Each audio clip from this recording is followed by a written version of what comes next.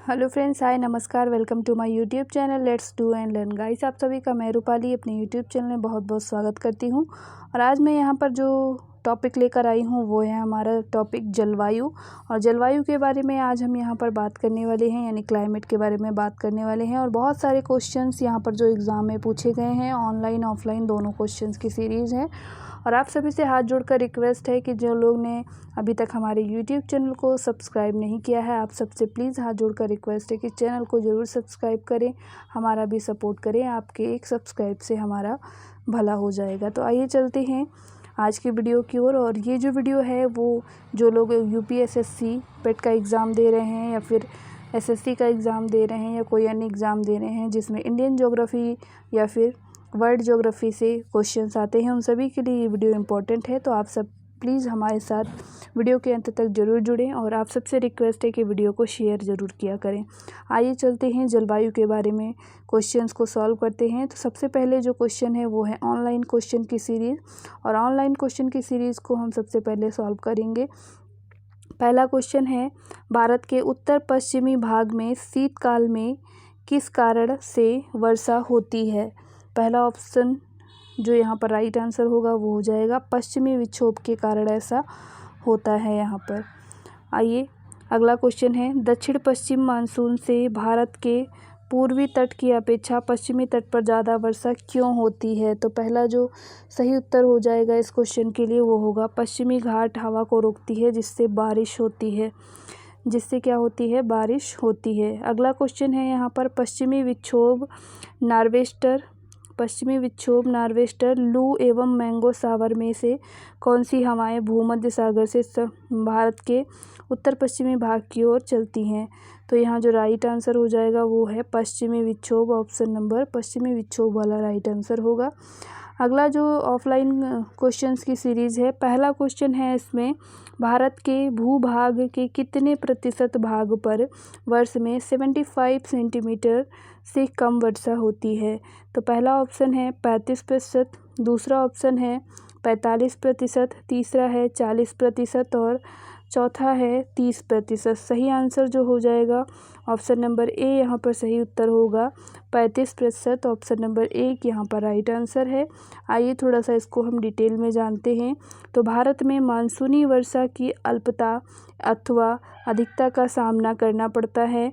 जब तेज़ मानसूनी वर्षा होती है तो निचले क्षेत्रों में जलभराव हो जाता है तथा ऊंचे भागों में मृदा अपरदन हो जाता है। मानसून की अनिश्चितता एक अन्य पहलू है। हमें औसतन 5 वर्षों में एक बार सूखे का सामना करना पड़ता है और देश के 35% भाग पर 75 सेंटीमीटर से भी कम यहाँ पर वर्षा होती है। आइए अगले क्वेश्चन की ओर चलते हैं। अगला क्वेश्चन है, भारत का सबसे सूखा भाग कौन सा है? पहला ऑप्शन है पश्चिम राजस्थान, दूसरा ऑप्शन है जम्मू कश्मीर, तीसरा है गुजरात और चौथा है मध्य प्रदेश। सही आंसर जो होगा वो है पश्चिम राजस्थान। ऑप्शन नंबर ए यहाँ पर राइट आंसर होगा। और आइए थोड़ा सा डिटेल जानते हैं। तो सबसे सूखा भाग क्या है? पश्चिम राजस्थान है। अगले क्वेश्चन की ओर चलते हैं। अगला क्वेश्चन है, भारत की जलवायु कैसी है? विषुवतीय है, मानसूनी है, भूमध्य सागरीय है या फिर महाद्वीपीय है? तो सही आंसर हो जाएगा मानसूनी है। भारत की जलवायु कैसी है? मानसूनी जलवायु है भारत में। आइए थोड़ा सा डिटेल में जानते हैं। तो भारत की जलवायु मानसूनी है। यहाँ ऋतु परिवर्तन के साथ वायु की दिशाओं में भी क्या होता है? तो परिवर्तन होता है। अगला क्वेश्चन है यहाँ पर, भारत की जलवायु पर निम्नलिखित में से किसका प्रभाव नहीं पड़ता? पहला ऑप्शन है मॉनसून, दूसरा ऑप्शन है महासागरीय धाराएं, तीसरा है भूमध्य रेखा का सानिध्य और चौथा है हिंद महासागर का अस्तित्व। तो जो सही आंसर होगा इस क्वेश्चन के लिए, क्वेश्चन नंबर 4 का, वो हो जाएगा महासागरीय धाराएं, यानी कि ऑप्शन नंबर बी यहाँ पर सही उत्तर होगा। महासागरीय धाराएं जो होती हैं वो भारत की जलवायु पर प्रभाव नहीं पड़ता इनका। अगले क्वेश्चन की ओर चलने से पहले इसका डिटेल जान लेते हैं। तो भारत की जलवायु पर प्रत्यक्षतः किसी महासागरीय जलधारा का प्रभाव नहीं है। भारत की जलवायु को प्रभावित करने वाले जो कारक हैं, अक्षांश, समुद्र से निकटता, मानसूनी पवनें, उच्चावच और मिट्टी की प्रकृति। अगले क्वेश्चन की ओर चलते हैं। अगला क्वेश्चन है, गर्म शुष्क मौसम के दौरान भारतीय उपमहाद्वीप पर निम्नलिखित में से किस क्षेत्र में निम्नतम दाब रहता है? कच्छ का रण, राजस्थान, पश्चिमोत्तर भारत और डी ऑप्शन है मेघालय। सही उत्तर है पश्चिमोत्तर भारत, ऑप्शन नंबर सी यहाँ पर राइट आंसर होगा। और आइए थोड़ा सा डिटेल में जानते हैं। तो 21 मार्च के बाद जब सूर्य उत्तरायण होता है तो उस उत्तरी भाग में गर्मी बढ़ने लगती है। मध्य जून आते आते गर्मी बेहद बढ़ जाती है एवं पश्चिमोत्तर भारत तथा पाकिस्तान निम्न दाब का क्षेत्र बन जाता है। ये निम्न दाब इतने शक्तिशाली होते हैं कि दक्षिणी गोलार्ध के जो व्यापारिक पवनें होती हैं विषुवत रेखा पार कर इसकी ओर आकर्षित हो जाती हैं और जो दक्षिणी पश्चिमी मानसून पवनों के रूप में क्या होती हैं, आवतीय पवन तंत्र का अंग बन जाती हैं और इस प्रकार मानसून का यहाँ पर क्या होता है, स्टार्टिंग हो जाता है, प्रारंभ हो जाता है। अगला क्वेश्चन है यहाँ पर, दक्षिण पूर्वी हवाएं बारिश के मौसम में भारतीय उपमहाद्वीप से किसके कारण आकर्षित होती हैं? उत्तर पश्चिम भारत में कम वायु दाब होने से, उत्तरी पूर्वी व्यापारिक हवाओं के प्रभाव से, भूमध्य रेखा पर चक्रवात के बनने से और डी कहता है पूर्वी हवाओं के प्रभाव से। सही उत्तर हो जाएगा उत्तर पश्चिम भारत में कम वायु दाब के होने से, ऑप्शन नंबर ए यहाँ पर राइट आंसर हो जाएगा। और आइए थोड़ा सा डिटेल जान लेते हैं। दक्षिणी गोलार्ध की व्यापारिक हवाएं उत्तर पश्चिम भारत के शक्तिशाली निम्न दाब के क्षेत्र से आकर्षित होती हैं और ग्रीष्म ऋतु में भारत में उच्च तापमान के कारण उत्तर प्रदेश भारत में निम्न दाब की स्थिति बनती है, जिस कारण दक्षिण पूर्वी व्यापारिक हवाएं भारत में प्रवेश करती हैं। नेक्स्ट क्वेश्चन है, अक्टूबर और नवंबर के महीने में भारी वर्षा होती है। अक्टूबर और नवंबर के महीनों में भारी वर्षा होती है। पहला ऑप्शन है गारो खासी जयंतिया की पहाड़ियों में, दूसरा है छोटा नागपुर पठार में, तीसरा है कोरोमंडल तट पर और चौथा है मालवा पठार में। राइट आंसर जो होगा वो है ऑप्शन नंबर सी, कोरोमंडल तट पर। Option number C is the right answer for the question. आइए थोड़ा सा डिटेल समझते हैं। तो निर्वातित मानसून बंगाल की खाड़ी से जल वाष्प ग्रहण कर पूर्वी तटीय भागों में वर्षा करता है और भारत में शरद ऋतु अर्थात अक्टूबर नवंबर में लौटते मानसून यानी उत्तर पूर्वी मानसून से तमिलनाडु तट पर 65 to 75 सेंटीमीटर तक वर्षा होती है, जो कि आंतरिक भागों की तरफ घटती जाती है। और यहाँ पर जो उत्तर सही होगा वो सी विकल्प सही होगा।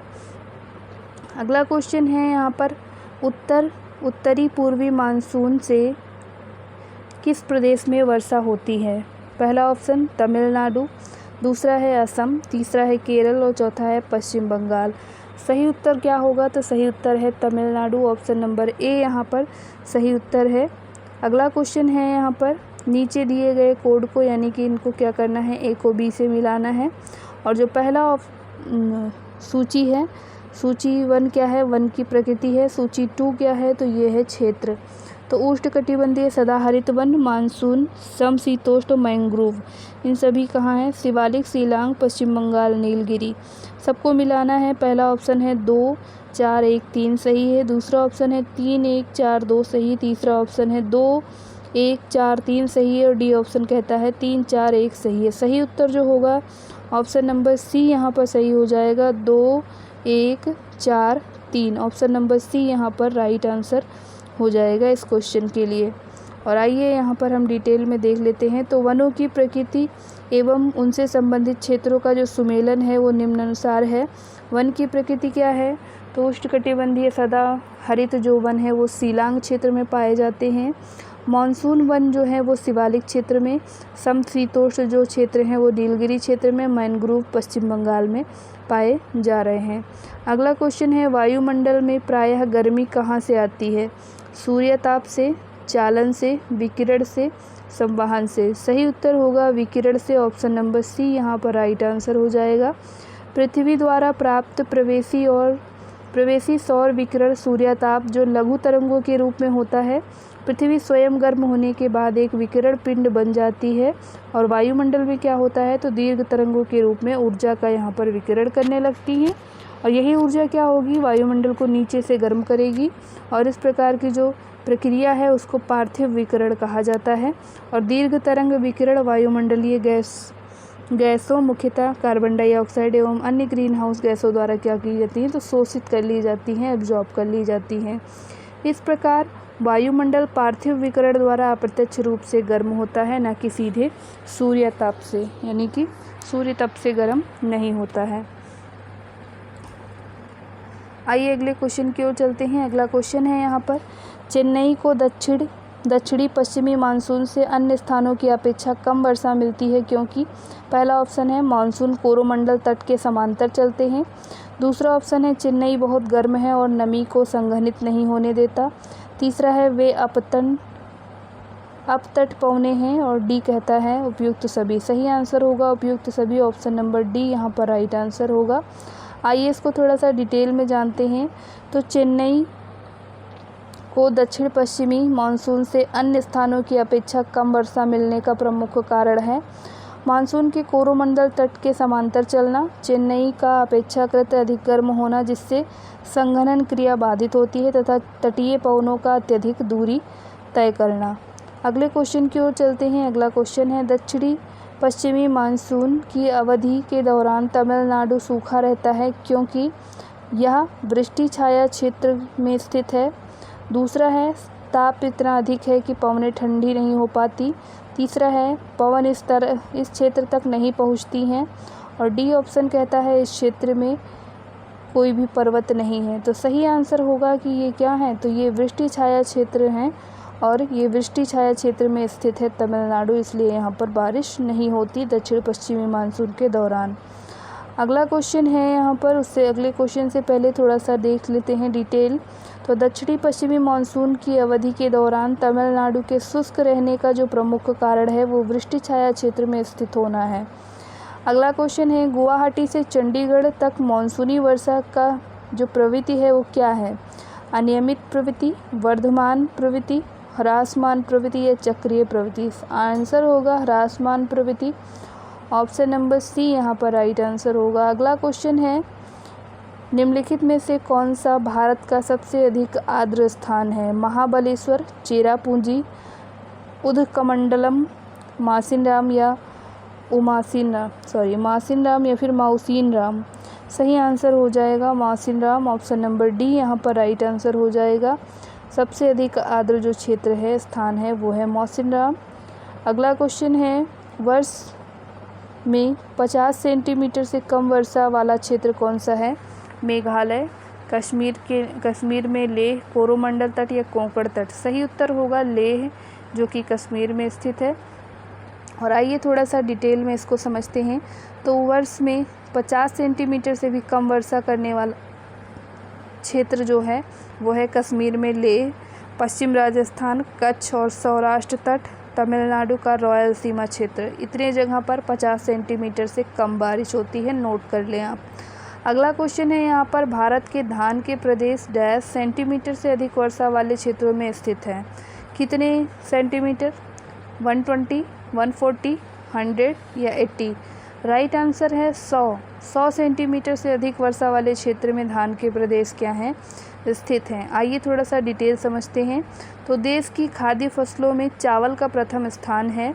भारत के धान के प्रदेश 100 सेंटीमीटर से अधिक वर्षा वाले क्षेत्र में स्थित हैं और वस्तुतः 100 सेंटीमीटर की जो समवर्षा रेखा भारत को दो भाग में विभाजित करती है, जिसके पूर्व में धान और पश्चिम में गेहूं की खेती यहाँ पर की जाती है। तो ये था आज का हमारा वीडियो।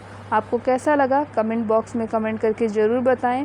और ये जो टॉपिक था आज का हमारा, वो टॉपिक था जलवायु। और जलवायु से रिलेटेड मैंने ऑनलाइन ऑफलाइन बहुत सारे क्वेश्चंस को यहाँ पर डिस्कस किया है और आप सभी के लिए इम्पॉर्टेंट है। तो आप सभी से रिक्वेस्ट है कि प्लीज़ कोई भी वीडियो देखा करें तो अंत तक ज़रूर देखा करें। उससे आपका प्रिपरेशन कितना हुआ है ये भी पता चलेगा और जो प्रिपेयर नहीं है वो प्रिपेयर हो जाएगा और बाकी चीज़ों का रिवीजन भी होता रहेगा, क्योंकि यहाँ पर आपको क्वेश्चंस के साथ साथ थोड़े से नोट्स भी मिलते हैं, और वो नोट्स क्या होते हैं, बहुत ही इंपॉर्टेंट होते हैं। तो आप सबसे रिक्वेस्ट है कि जिन्होंने अभी तक चैनल को सब्सक्राइब नहीं किया है, आप सब ज़रूर चैनल को सब्सक्राइब करें, वीडियो को ज़्यादा से ज़्यादा लोगों को शेयर करें ताकि और लोग भी हमसे जुड़ सकें। और रिक्वेस्ट है कि चैनल को ज़रूर सब्सक्राइब किया करें। Thank you for watching. नमस्कार, जय हिंद।